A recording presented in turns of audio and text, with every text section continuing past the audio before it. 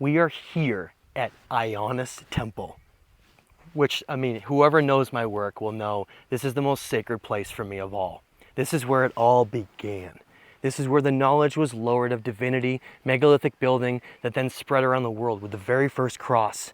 We are here to make discoveries and connections to change everything. Ayanas Kalesi, which I call Ayanas Temple, is right on the top of this mountain. And we're going to be walking up to see the lower megalithic walls on the way up before we get up to Haldi Temple to see all those ancient symbols carved into the andesite. But remember, this is where it began. This is where the discoveries are going to be made. Let's go. We're walking up to the top of Ayanas, but before we get there, I wanted to show the distinction between the Urartian megalithic work versus the Lost Era civilization. What you have behind me is what the Urartians could do. They had limitations, which is clear. They couldn't cut fine stone. They couldn't use basalt or andesite, so they did the best they could with this crude work. But notice the difference in the megalithic style, the stones, and this incredible craftsmanship. As we get further up this route towards Ayanas, the top, you're gonna see it significantly change. Let's go see.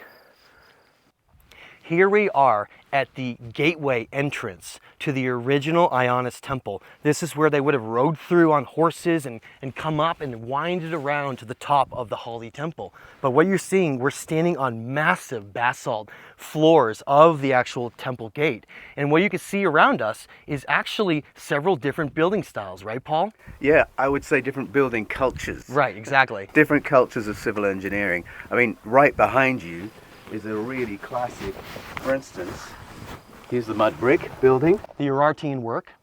On top of this, which is the precise basalt, beautifully cut, we'll show some interesting joins as we walk around. And if we look across here, of course, that is what happens to mud bricks. Yes. They don't last very long, do they? But you know what? In the Bible readers will remember in Genesis 11, the invention of mud bricks and building with bricks is remembered as a great leap forward in civil engineering. So there's the great leap forward built on top of this. What they just couldn't understand how to do. And they couldn't replicate. Right. So we have to do some maths. We do. So I want to show another thing here in the background. If you can see, you see the Urartian crude stonework as well as the mud brick. Those are the only two building styles that the Urartians had the capabilities to do.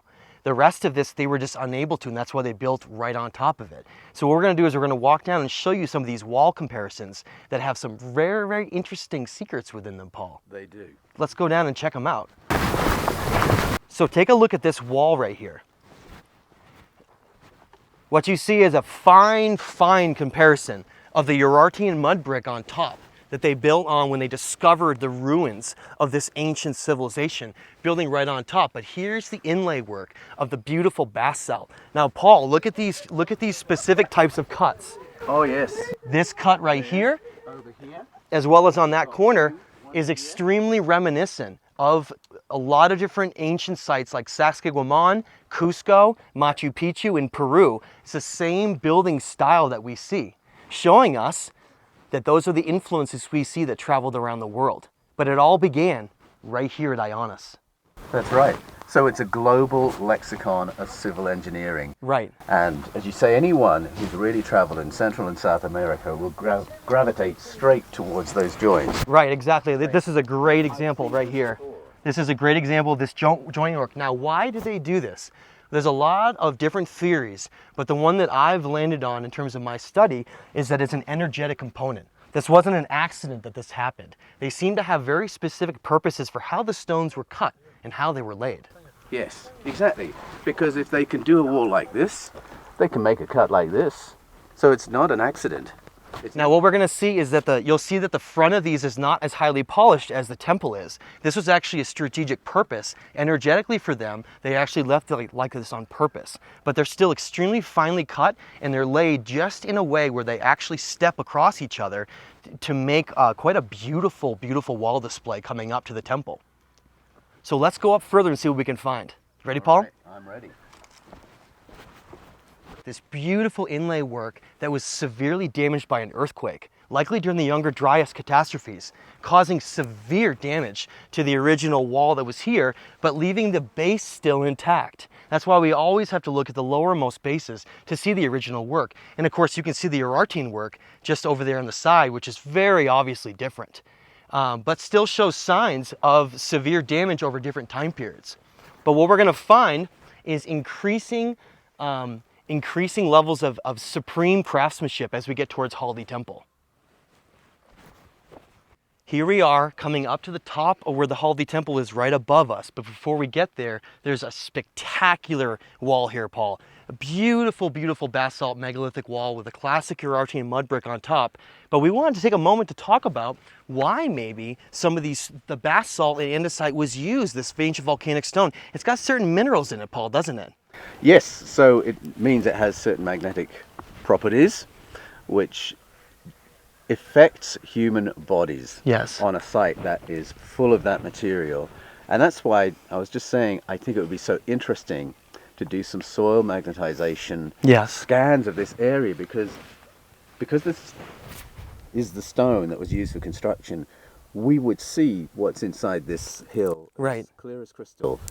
So we should save up some money and use that technology. And it would reveal even potentially things that are under the ground as well. That's exactly what I mean. Right, right. Yeah. Now let's walk along this wall and see just some of the spectacular work that the Ararat civilization left behind. All right.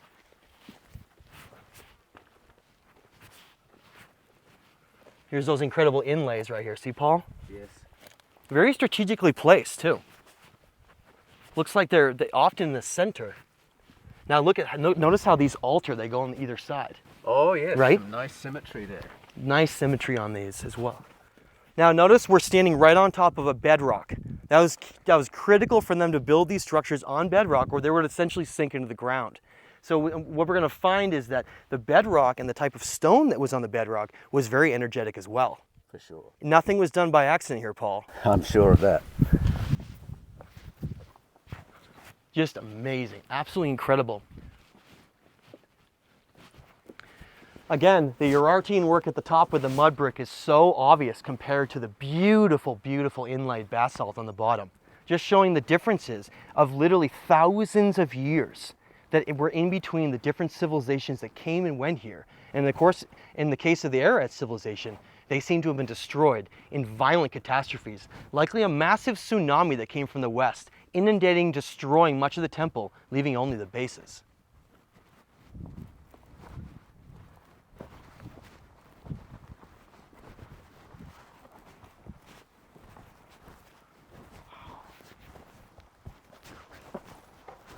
Just amazing.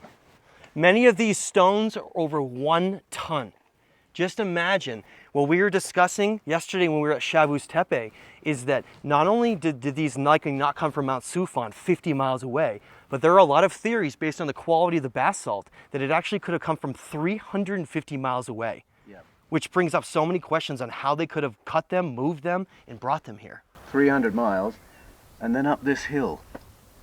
Exactly, like through mountainous terrain, just to be able to get these types of stones here. Incredible. Just incredible.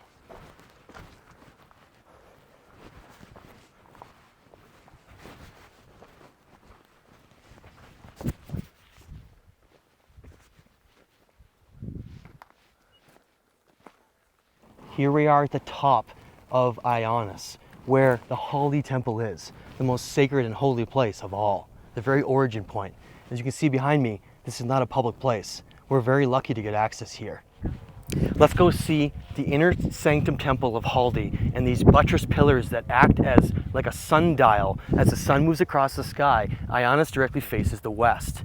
Being a sun temple, it shows us that with the sun symbols inside Ayanas, as well as showing Haldi passing the cross, this is a place of oneness, connecting back to source. Let's go see what we can find. Come with me.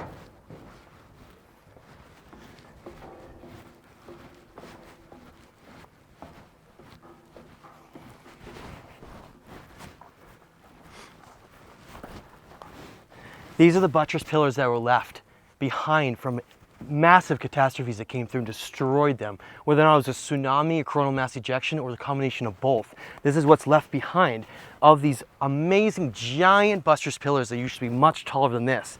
Now I wanted to show this rock in particular. This is telltale classic evidence of what's known as vitrification, right here, where you get a massive fracturing of the basalt into these types of pieces. We see this type of evidence in lost civilizations from Egypt to Peru, all the way to India, around the world. This type of breakage of the rock where it fractures from extreme heat, likely temperatures that exceeded 2,000 degrees from a coronal mass ejection, helps us understand why the Ararat civilization mysteriously vanished. There are 4 pillars total, 4 on each corner. 4 is a sacred number that represented connecting to the cross. But what we're going to see when we go to Kef Temple is that there are only 3 pillars on each corner. Those have very distinctive purposes for showing what the temple was used for, whether or not it was a temple back to source and God or a temple for higher ascension. So here we are at, of course, the front entrance to the inner sanctum of Ayanas. And Paul and I were looking at the most incredible feature, Paul. It actually blew my mind seeing this. Yes. It is in massive hole that is so deep in front of this that you can't even see the bottom. Now, Paul, do we see any comparisons to that with, say, the Great Pyramid of Giza, perhaps? No, well, we certainly do, because what we can see is that this is some kind of an aquifer, and the conventional answer as to why is that it's stormwater passage, except that if you want a site to affect how people feel, you need 2 things: very hard stone, yes, a bedrock quartzite like this, exactly. Yes, and flowing water. Right. So they're not going to put a sewer right through the middle of their holy site. No. That's clean water flowing here for another purpose. And I believe it is to make this a sacred site. Yes. So that it has an impact on the people standing in this space and in that space. And we have to think about not just water, but sacred spring water, which is one of the reasons why this site was chosen, because the top of this mountaintop has an aquifer spring system that they must have engineered to flow right into or underneath the inner sanctum of Ayanas. Come see this hole and see how deep it is. It's absolutely incredible. And as you say, it parallels what happens at Giza. Exactly. Can't even see the bottom of it. Who knows how far down that is, Paul? Absolutely amazing, showing that the ingenuity and high technology of the lost Ararat civilization. It seemed nothing was beyond their ability to create. That's right. And again, part of a global canon of knowledge. Exactly. That knowledge of some kind of a quartzite bedrock that's high energy with an aquifer system seems to unlock powerful things with the human conscious potential, doesn't it, Paul? It really does. So that's the telltale signs we should look around the world for this type of structure that's designed with that type of purpose, because that helps us understand why it was made. Exactly.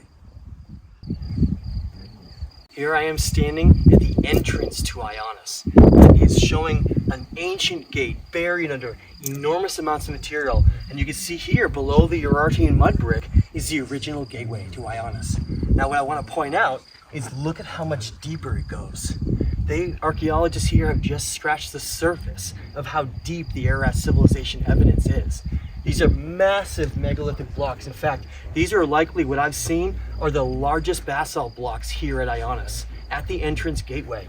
And they go much, much deeper than this. You can see where this is just the tip of the iceberg. Imagine what this would look like if they actually fully excavated this entire gateway into this temple. Just absolutely amazing. These basalt blocks are likely 3 to 4 tons each. Absolutely enormous.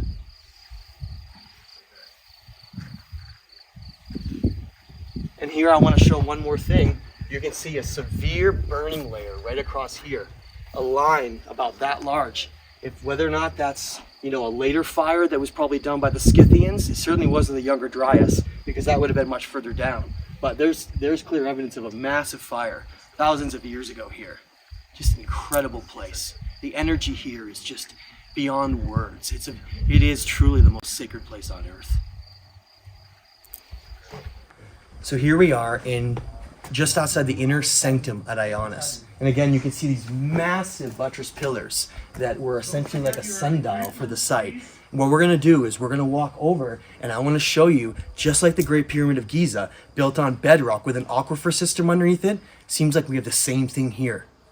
That tells us that knowledge of the combination of water, spring water flowing with bedrock, this crystalline quartz bedrock, unlocks an incredible energy. Nothing was done by accident. Come see this for a minute.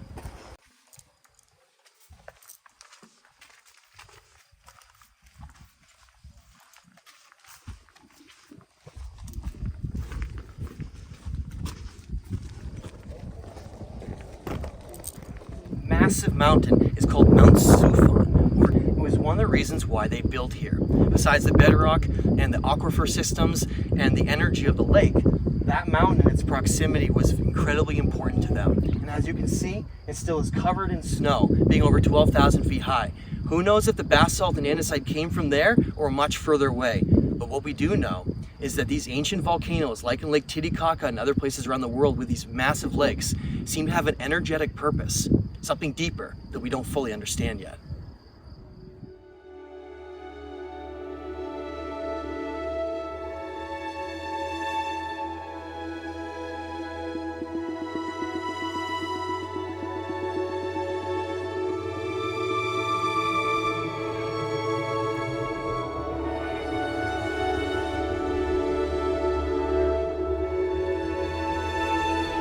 As the setting sun illuminates the inner sanctum of Ayanas Temple, the magic that once existed here seems to come to life. A place that will one day be recognized as the oldest and one of the most sacred temples in the world, the origin point of the cross and source of so much of what we've forgotten.